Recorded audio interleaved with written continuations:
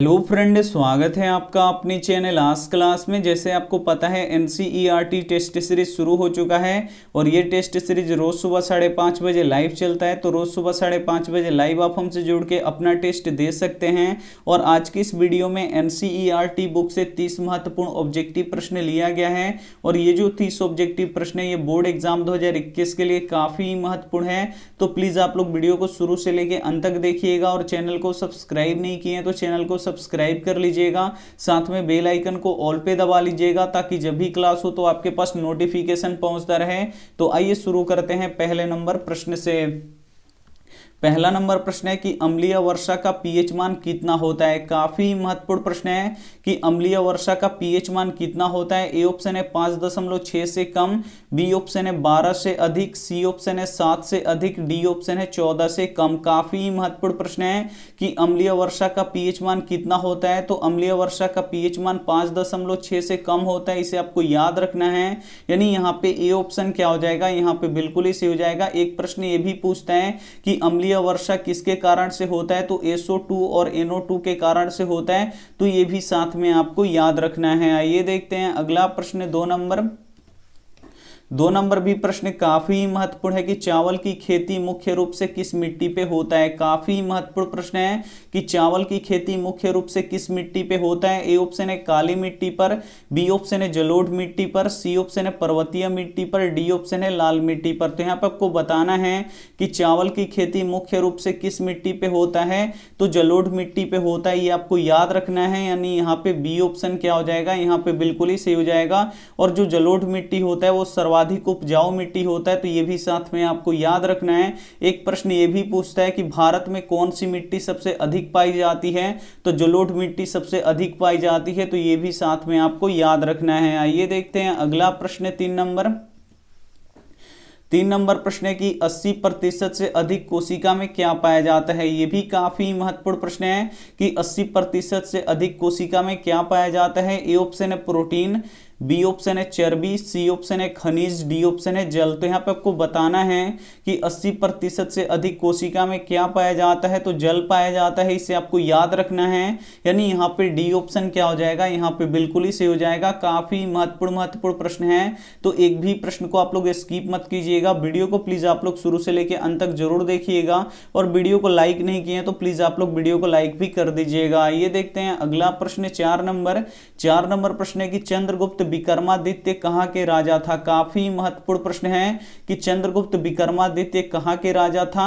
A option है उड़ीसा के, B option है मिथिला के, सी ऑप्शन है पटना के, डी ऑप्शन है बंगाल के। काफी महत्वपूर्ण प्रश्न है कि चंद्रगुप्त विक्रमादित्य कहाँ के राजा थे, तो ये पटना के राजा थे, इसे आपको याद रखना है। यानी यहाँ पे सी ऑप्शन क्या हो जाएगा, यहाँ पे बिल्कुल ही सही हो जाएगा। ये देखते हैं अगला प्रश्न, 5 नंबर प्रश्न है कि किसको पानी में डुबाकर रखा जाता है। काफी महत्वपूर्ण प्रश्न है कि किसको पानी में डुबाकर रखा जाता है। ए ऑप्शन है फास्फोरस को, बी ऑप्शन है सल्फर को, सी ऑप्शन है आयोडीन को, डी ऑप्शन है सोडियम को। तो यहाँ पे आपको बताना है कि किसको पानी में डुबाकर रखा जाता है। तो जो फास्फोरस होता है इसको हम लोग पानी में डुबा कर रखते हैं, इसे आपको याद रखना है। यानी यहाँ पे ए ऑप्शन क्या हो जाएगा, यहाँ पे बिल्कुल ही सही हो जाएगा। और फास्फोरस का यहाँ पे रासायनिक सूत्र क्या होता है, तो P4 होता है, तो ये भी साथ में आपको याद रखना है। और जो सोडियम होता है इसे हम लोग कहाँ रखते हैं, तो किरोसिन तेल में डुबा के रखते हैं, तो ये भी साथ में आपको याद रखना है। और एक सोडियम ही ऐसा धातु है जिसे हम लोग चाकू से आसानी से काट सकते हैं, तो ये भी साथ में आपको याद रखना है। आइए देखते हैं अगला प्रश्न,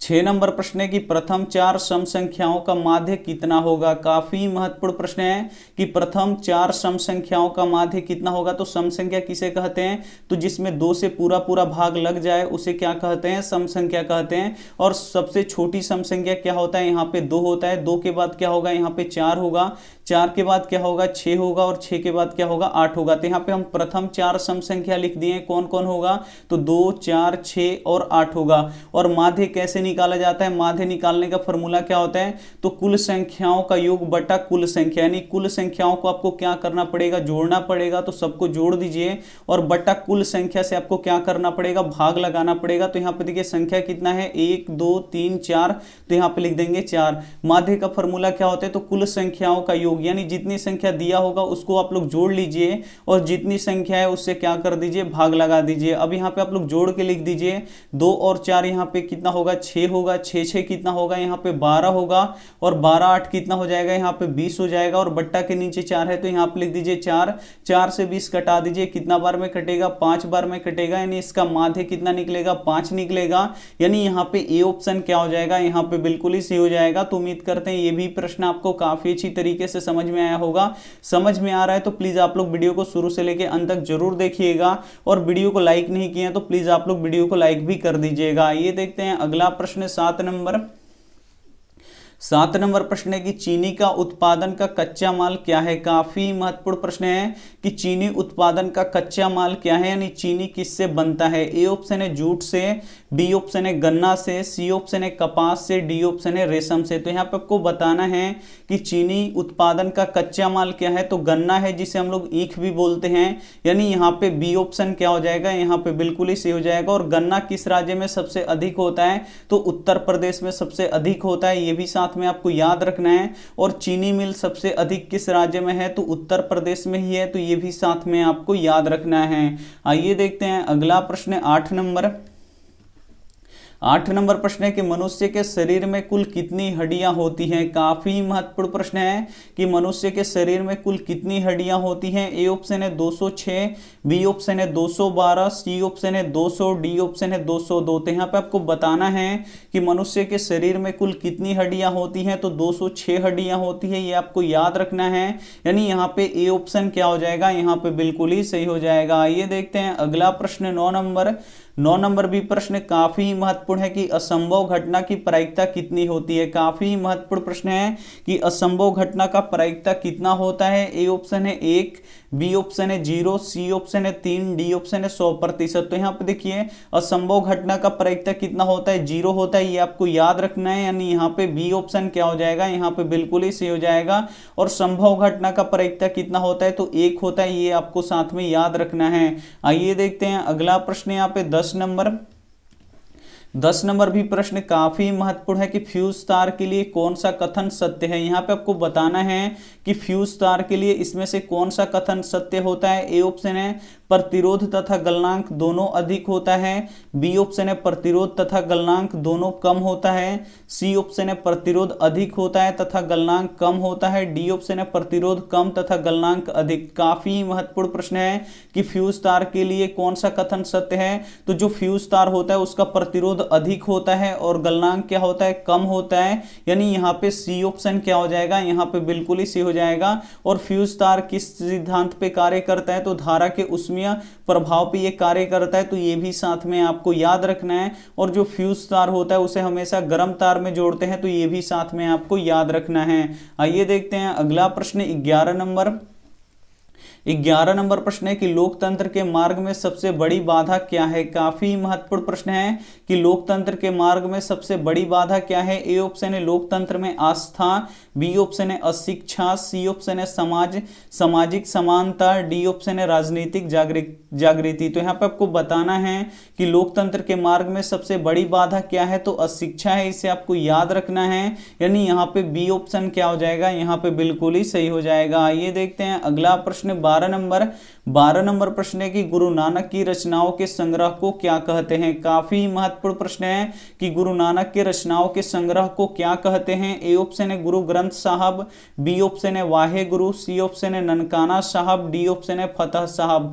तो यहाँ पे आपको बताना है कि गुरु नानक के रचनाओं के संग्रह को क्या कहते हैं। तो गुरु ग्रंथ साहब कहते हैं, इसे आपको याद रखना है। यानी यहाँ पे ए ऑप्शन क्या हो जाएगा? यहाँ पे बिल्कुल ही सही हो जाएगा। और जो गुरु नानक है ये सिखों के प्रथम गुरु हैं, तो ये भी साथ में आपको याद रखना है। आइए देखते हैं अगला प्रश्न यहाँ पे 13 नंबर। 13 नंबर भी प्रश्न काफी महत्वपूर्ण है कि किस रंग का विचलन अधिक होता है। काफी महत्वपूर्ण प्रश्न है कि किस रंग का विचलन अधिक होता है। ए ऑप्शन है लाल रंग का, बी ऑप्शन है नीला रंग का, सी ऑप्शन है पीला रंग का, डी ऑप्शन है बैंगनी रंग का। तो यहाँ पे आपको बताना है कि किस रंग का विचलन अधिक होता है। तो यहाँ पे देखिए बैगनी जो रंग होता है इसका विचलन सबसे अधिक होता है, इसे आपको याद रखना है। यानी यहाँ पे डी ऑप्शन क्या हो जाएगा, यहाँ पे बिल्कुल ही सही हो जाएगा।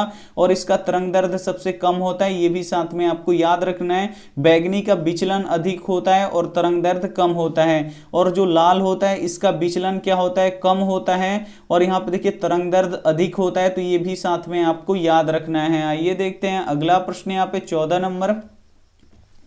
14 नंबर भी प्रश्न काफी महत्वपूर्ण है कि पटना में बहुत बार कौन आए। काफी महत्वपूर्ण प्रश्न है। ए ऑप्शन है महावीर, बी ऑप्शन है अकबर, सी ऑप्शन है दशरथ, डी ऑप्शन है भगवान बुद्ध। तो यहाँ पे आपको बताना है कि पटना में बहुत बार कौन आए, तो भगवान बुद्ध आए, इसे आपको याद रखना है। यानी यहाँ पे डी ऑप्शन क्या हो जाएगा, यहाँ पे बिल्कुल ही सही हो जाएगा। काफी महत्वपूर्ण प्रश्न है, तो एक भी प्रश्न आप स्किप मत कीजिएगा। वीडियो को प्लीज आप लोग शुरू से लेके अंत तक जरूर देखिएगा। ये देखते हैं अगला प्रश्न 15 नंबर। 15 नंबर प्रश्न है कि हमारे पेट में कौन सा अम्ल उत्पन्न होता है। काफी महत्वपूर्ण प्रश्न है कि हमारे पेट में कौन सा अम्ल उत्पन्न होता है। ए ऑप्शन है सल्फ्यूरिक अम्ल, बी ऑप्शन है हाइड्रोक्लोरिक अम्ल, सी ऑप्शन है सिट्रिक अम्ल, डी ऑप्शन है टार्टरिक अम्ल। तो यहाँ पे आपको बताना है कि हमारे पेट में कौन सा अम्ल उत्पन्न होता है, तो हाइड्रोक्लोरिक अम्ल उत्पन्न होता है। यानी यहाँ पे बी ऑप्शन क्या हो जाएगा, यहाँ पे बिल्कुल ही सही हो जाएगा। हमारे पेट में हाइड्रोक्लोरिक अम्ल क्या होता है, उत्पन्न होता है, जिसका यहाँ पे रासायनिक सूत्र क्या होता है, HCl होता है। तो ये साथ में आपको याद रखना है। और यहाँ पे देखिए सल्फ्यूरिक अम्ल का यहाँ पर रासायनिक सूत्र क्या होता है, तो H2SO4 होता है। तो ये भी साथ में आपको याद रखना है, जिसे कार की बैटरियों में यहाँ पे प्रयोग किया जाता है H2SO4 का। तो ये साथ में आपको याद रखना है। टार्टरिक किस में पाया जाता है, टार्टरिक अम्ल तो ये इमली में पाया जाता है। और यहाँ पे सिट्रिक अम्ल किस में पाया जाता है, तो नींबू और संतरे में पाया जाता है। तो ये भी साथ में आपको याद रखना है। आइए देखते हैं अगला प्रश्न 16 नंबर। 16 नंबर प्रश्न है कि एक अर्धवृत्त का व्यास 8 सेंटीमीटर है, तो क्षेत्रफल ज्ञात करें। काफी महत्वपूर्ण प्रश्न है कि एक अर्धवृत्त है, यानी एक आधा वृत्त है, जिसका व्यास कितना दिया हुआ है, यहाँ पे हम लिख देते हैं व्यास बराबर यहाँ पे कितना दिया है 8 सेंटीमीटर। और व्यास इसमें कौन है, ये है, ये व्यास कितना दिया हुआ है यहाँ पे 8 सेंटीमीटर। तो बोल रहा है इसका क्षेत्रफल ज्ञात करें। तो वृत्त का क्षेत्रफल का फॉर्मूला क्या होता है, तो 1/2 पाई आर स्क्वायर होता है। तो यहाँ पे देखिए हम यहाँ पे पाई का मान तो 22/7 हो जाएगा, लेकिन यहाँ पे आर चाहिए। आर क्या होता है, त्रिज्या होता है, लेकिन इसमें व्यास दिया है। तो सबसे पहले हम यहाँ पे त्रिज्या निकालेंगे। त्रिज्या का फॉर्मूला क्या होता है, तो व्यास बट्टा क्या होता है, यहाँ पे व्यास बट्टा यहाँ पे 2 होता है। तो यहाँ पे देखिए व्यास कितना दिया है 8 सेंटीमीटर, और बट्टा क्या कर देंगे 2 कर देंगे, इसे कटा देंगे। तो ये कितना हो जाएगा हमारा 4 सेंटीमीटर। यानी जो त्रिज्या निकलेगा वो कितना निकलेगा, 4 सेंटीमीटर निकलेगा। इसमें रख दीजिए 1/2 है, तो 1/2। और यहाँ पे देखिए पाई, तो यहाँ पे देखिए पाई का मान नहीं रखा है इसमें, तो इसमें भी पाई का मान नहीं रखेंगे। और यहाँ पे देखिए आर स्क्वायर, आर का मान कितना है यहाँ पे 4 सेंटीमीटर, लेकिन स्क्वायर है तो इसको 2 बार लिखेंगे। 4 सेंटीमीटर गुणे यहाँ पे लिखेंगे 4 सेंटीमीटर, क्योंकि यहाँ पे स्क्वायर है। अब इसे कटा दीजिए, ये हो जाएगा 2 दूनी 4, ये 2 बार में क्या हो जाएगा, कट जाएगा। तो यहाँ पे देखिए 4 दूनी कितना हो जाएगा, यहाँ पे 8 पाई है, तो पाई। उसके बाद देखिए सेंटीमीटर में जब सेंटीमीटर से गुणा होगा तो ये हो जाएगा सेंटीमीटर स्क्वायर, यानी 8 पाई सेंटीमीटर स्क्वायर हो जाएगा इसका क्षेत्रफल। यानी यहाँ पे डी ऑप्शन क्या हो जाएगा, यहाँ पे बिल्कुल ही सही हो जाएगा। तो उम्मीद करते हैं ये भी प्रश्न आपको काफी अच्छी तरीके से समझ में आया होगा। समझ में आ रहा है तो प्लीज आप लोग वीडियो को शुरू से लेके अंत तक जरूर देखिएगा। ये देखते हैं अगला प्रश्न 17 नंबर। 17 नंबर प्रश्न है कि नरेगा एक कार्यक्रम है। काफी महत्वपूर्ण प्रश्न है कि नरेगा एक कार्यक्रम है। ए ऑप्शन है जिला स्तर का, बी ऑप्शन है राष्ट्रीय स्तर का, सी ऑप्शन है प्रांतीय स्तर का, डी ऑप्शन है विश्व स्तर का। तो यहाँ पे आपको बताना है कि नरेगा एक कार्यक्रम है। तो जो नरेगा है ये कैसा कार्यक्रम है, तो ये राष्ट्रीय स्तर का कार्यक्रम है। यानी यहाँ पे बी ऑप्शन क्या हो जाएगा, यहाँ पे बिल्कुल ही सही हो जाएगा। और जो नरेगा होता है इसमें कम से कम कितने दिनों का काम मिलता है, तो कम से कम 100 दिनों का काम मिलता है। तो ये भी साथ में आपको याद रखना है। काफी महत्वपूर्ण प्रश्न है, तो एक भी प्रश्न को आप स्किप मत कीजिएगा। वीडियो को प्लीज आप लोग शुरू से लेके अंत तक जरूर देखिएगा। ये देखते हैं अगला प्रश्न 18 नंबर। 18 नंबर प्रश्न है कि मानव शरीर में रक्त का निर्माण कहाँ होता है। काफी महत्वपूर्ण प्रश्न है है कि मानव शरीर में रक्त का निर्माण कहाँ होता है। ए ऑप्शन है यकृत में, बी ऑप्शन है हार्मोन में, सी ऑप्शन है अस्थि मज्जा में, डी ऑप्शन है हृदय में। तो यहाँ पे आपको बताना है कि मानव शरीर में रक्त का निर्माण कहाँ होता है, तो अस्थि मज्जा में होता है। इसे आपको याद रखना है, जिसे बोन मैरो इंग्लिश में बोला जाता है। यानी यहाँ पे सी ऑप्शन क्या हो जाएगा, यहाँ पे बिल्कुल ही सही हो जाएगा। और जो रक्त होता है वो लाल दिखाई देता है, तो ये किसके कारण से दिखाई देता है, तो ये हीमोग्लोबिन के कारण से दिखाई देता है। तो ये भी साथ में आपको याद रखना है। आइए देखते हैं अगला प्रश्न यहाँ पे 19 नंबर प्रश्न है कि 144 के अभाज्य गुणनखंड में 2 का घात कितना होगा। काफी महत्वपूर्ण प्रश्न है।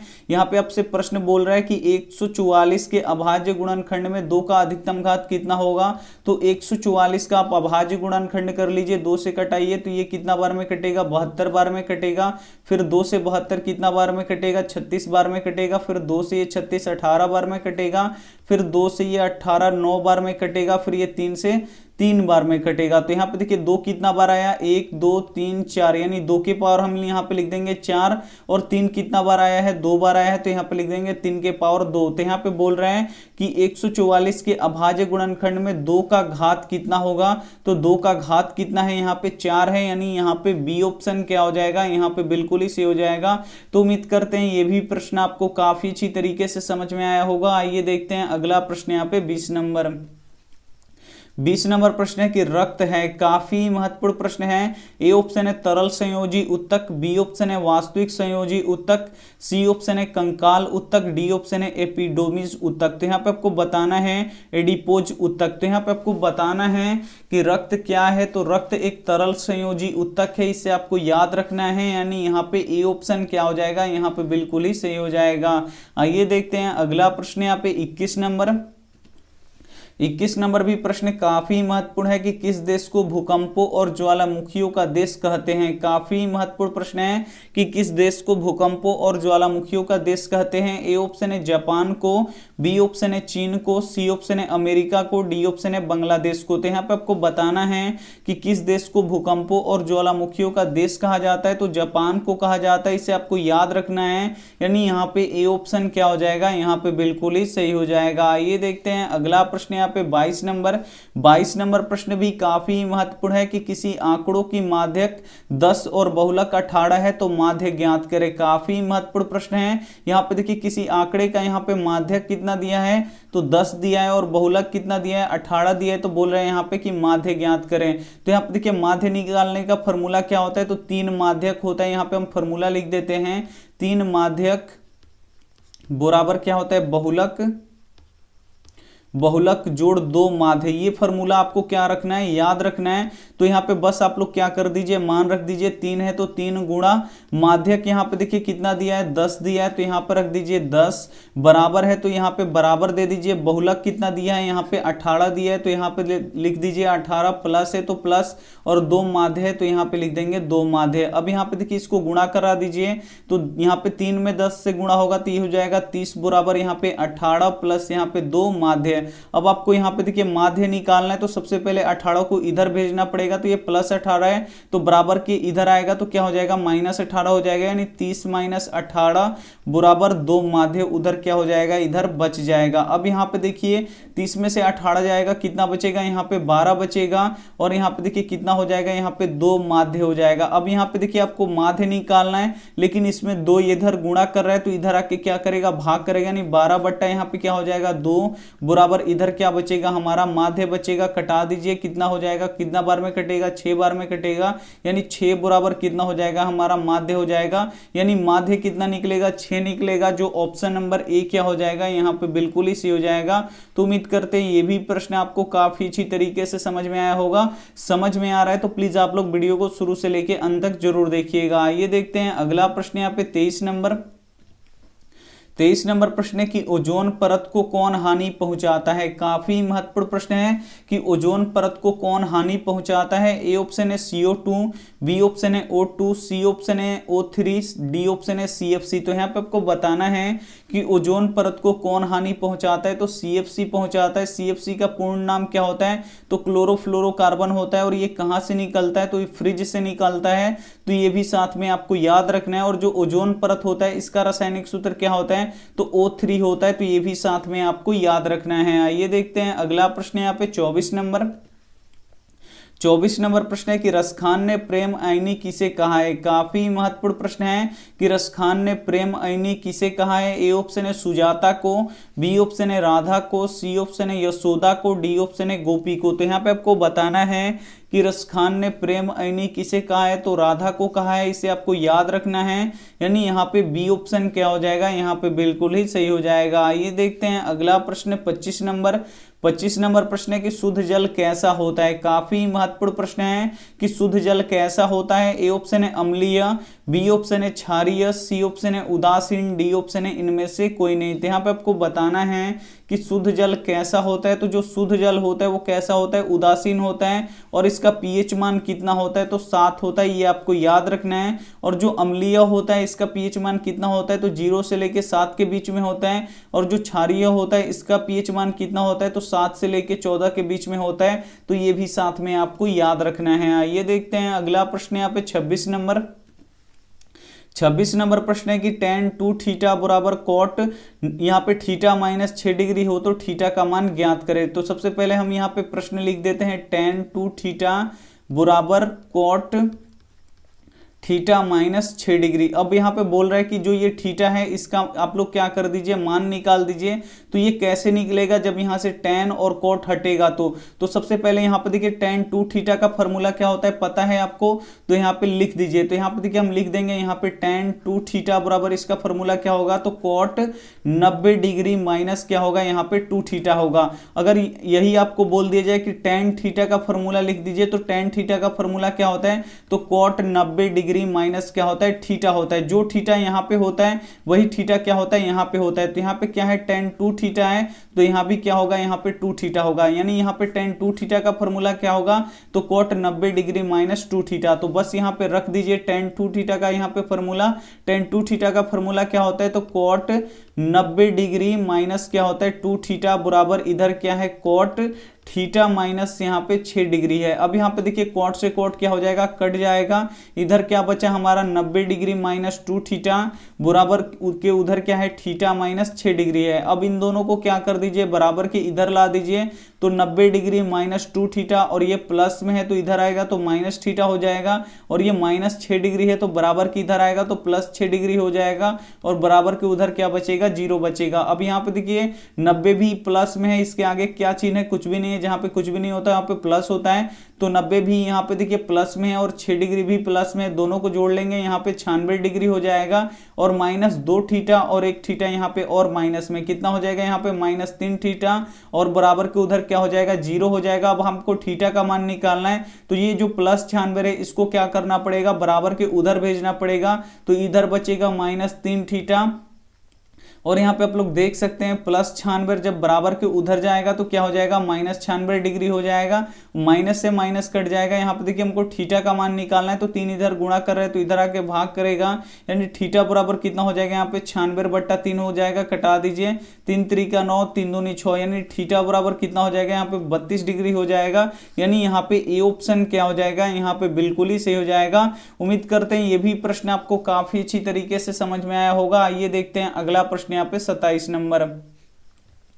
27 नंबर प्रश्न काफी महत्वपूर्ण है कि भारत का सबसे बड़ा जूट उत्पादक राज्य कौन सा है। काफी महत्वपूर्ण प्रश्न है कि भारत का सबसे बड़ा जूट उत्पादक राज्य कौन सा है। ए ऑप्शन है पश्चिम बंगाल, बी ऑप्शन है दिल्ली, सी ऑप्शन है बिहार, डी ऑप्शन है उत्तर प्रदेश। तो भारत का सबसे बड़ा जूट उत्पादक राज्य कौन सा है, तो पश्चिम बंगाल है, इसे आपको याद रखना है। यानी यहाँ पे ए ऑप्शन क्या हो जाएगा, यहाँ पे बिल्कुल ही सही हो जाएगा। ये देखते हैं अगला प्रश्न यहाँ पे 28 नंबर। 28 नंबर प्रश्न है कि घात, यहाँ पे देखिए 3 घात वाले बहुपद का कितना शून्यक होगा। तो 3 घात वाले बहुपद को क्या कहते हैं, त्रिघात बहुपद कहते हैं। और जो त्रिघात बहुपद होता है इसका शून्यक कितना होता है, 3 होता है। यानी यहाँ पे डी ऑप्शन क्या हो जाएगा, यहाँ पे बिल्कुल ही सही हो जाएगा। अगर यही प्रश्न रहता कि 2 घात वाले बहुपद का कितना शून्यक होता है, तो 2 घात वाले बहुपद को क्या कहते हैं, तो ये द्विघात बहुपद कहते हैं। और द्विघात बहुपद का शून्यक कितना होता है, 2 होता है। तो ये आपको याद रखना है, जितना घात होता है उतना ही शून्यक होता है। तो तो ये आपको यहाँ पे याद रखना है। यहाँ पे देखिए 3 घात वाला बहुपद है, यानी इसका घात क्या है 3 है, तो इसका शून्यक कितना निकलेगा 3 ही निकलेगा। अगर यही पे प्रश्न रहता कि 2 घात वाले बहुपद का कितना शून्यक होगा, तो इसका घात कितना है 2 ही है, तो इसका शून्यक भी कितना निकलेगा 2 ही निकलेगा। तो उम्मीद करते हैं ये भी प्रश्न आपको काफी अच्छी तरीके से समझ में आया होगा। तो आइए देखते हैं अगला प्रश्न यहाँ पे 29 नंबर प्रश्न है कि हिरोशिमा के कवि हैं। यहाँ पे आपको बताना है कि हिरोशिमा के कवि कौन हैं। ए ऑप्शन है अज्ञेय, बी ऑप्शन है कुंवर नारायण, सी ऑप्शन है प्रेमधन, डी ऑप्शन है जीवानंद। तो यहाँ पे आपको बताना है कि हिरोशिमा के कवि कौन है, तो अज्ञेय है, ये आपको याद रखना है। यानी यहाँ पे ए ऑप्शन क्या हो जाएगा, यहाँ पे बिल्कुल ही सही हो जाएगा। ये देखते हैं अगला प्रश्न 30 नंबर प्रश्न है कि 1 HP यानी अश्व शक्ति किसके बराबर होता है। 1 HP किसके बराबर होता है। ए ऑप्शन है 746 वाट, बी ऑप्शन है 736 वाट, सी ऑप्शन है 767 वाट, डी ऑप्शन है 800 वाट।